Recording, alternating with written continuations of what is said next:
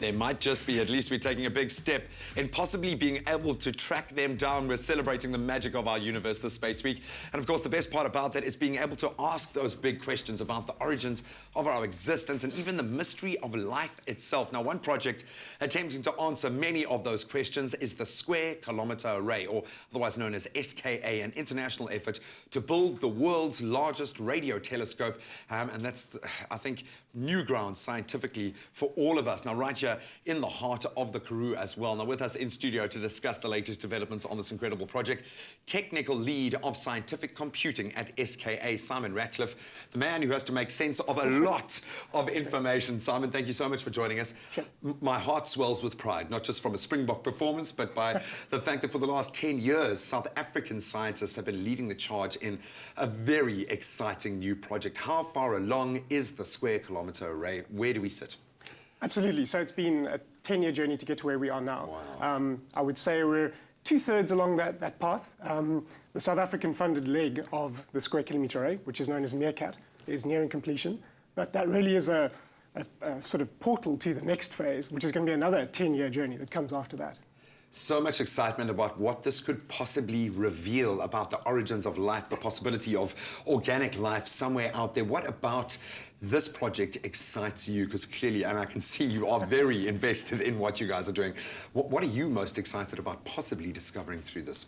I think the scientific possibilities are boundless. One of the things we've learned with radio astronomy through the years is that every time we build something new, we actually discover things we weren't looking for. And that's really what gives us that late night thrill when we're working on something. We think, well, we're learning a lot about the universe, we're learning things that we expected to, but there just might be that thing, that game-changing thing that we discover. And radio astronomy is a perfect tool for that.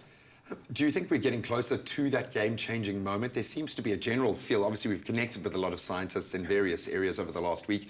Do you feel like we are building towards that moment? I think we are, and I think the difference is now, for the first time, we have such a large body of data coming in from these big instruments that in the past our science was always starved for data. So we had a few little bits and pieces of points and we'd churn away on that data for years and years. Now we're getting so much data, it's just deluging us, that there's more data than we know what to do with. And I think that's the game change that we're in now.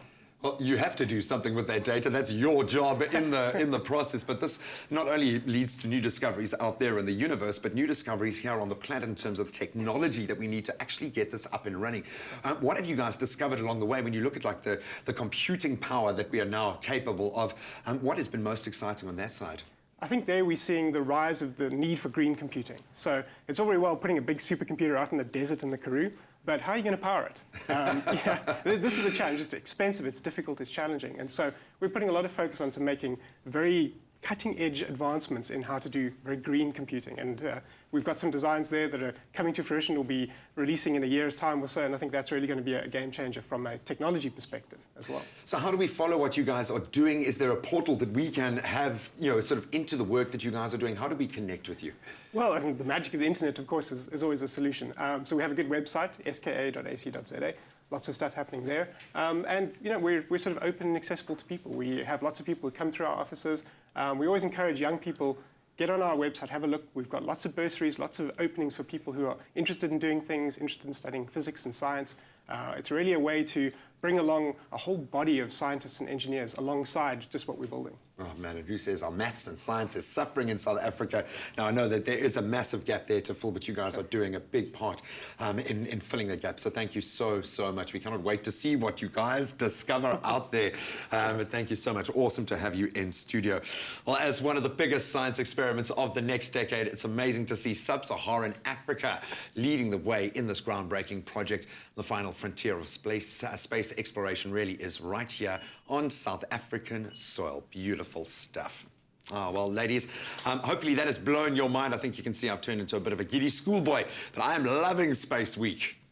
Hashtag mind blown. I'm loving Space Week as well. And we're going to incorporate it in our Thursday game, which is Throwback Thursday. Now, we're winding back the clock to share some African folk tales and beliefs about the origin of, let's say, the Milky Way, sun, stars, and everything else in space as well. So, Zoe, you've got the details. Yes, I do. Now, just to emphasize, this is Throwback Thursday, and one of the first folk tales was the sun. Now, the Khoisan myth is that the sun was once a man who made the light when he raised his arms. But as the man grew older, it became more difficult for him to raise his arms. And then the story also goes that the naughty children threw him in the sky, and that's where he's been shining ever since. Oh, wow. Yes, so that's the sun. And then also in the past, the solar eclipses were never welcome sights for the Xhosa, so who saw it as an ill omen. Okay. Yes. That's quite interesting. It is very interesting. Well, the next one is also the Milky Way, and various groups, including the Venda, Setswana, as well as the Sesotho, they've described the Milky Way as a supernatural footpath across the sky where the ancestors' spirits used to walk.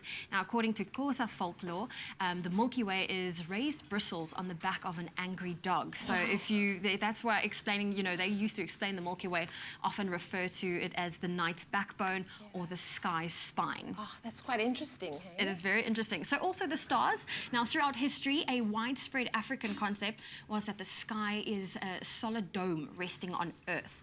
And then the traditional Swane believed that the stars are also holes in the vault that is the sky, while the Vendas pictured the stars as hanging by cords from the solid dome of the sky. Oh. So it's all these interesting I love tales. it. Yeah, yes. I really and do. then also there's one for the moon where the Khoisan referred to the moon as the Lord of the Light and the Life, while among the Xhosa it was believed that the world ended with the sea, which concealed a vast pit filled with many moons ready for use.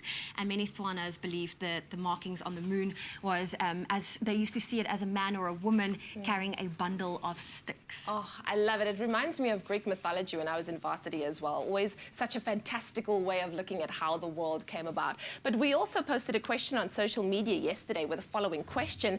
According to the Khoisan, how were the stars created? Well, the answer is, as the story goes, the Khoisan people of the Kalahari Desert say that long ago there were no stars and the night was pitch black. Then a girl who was lonely and wanted to visit other people threw the embers of a fire into the sky and created the Milky Way, a pathway in which to visit other villages so she wouldn't be lonely anymore. Oh, I love it. It's so romantic. I don't know. But tomorrow we will be ending off Space Week and asking you the question, do astronauts get taller or shorter by living in space? So if you think you know the answer, why don't you go and look for the post on Facebook and then let us know what your answer is. I can only imagine they get taller. What? I can only imagine they're getting us taller. Oh, definitely. Yes. Taller or shorter because they're not eating anything. They're just like popping whatever they pop in pills. But it is time for us to go and take a quick ad break. We'll be right back after the break.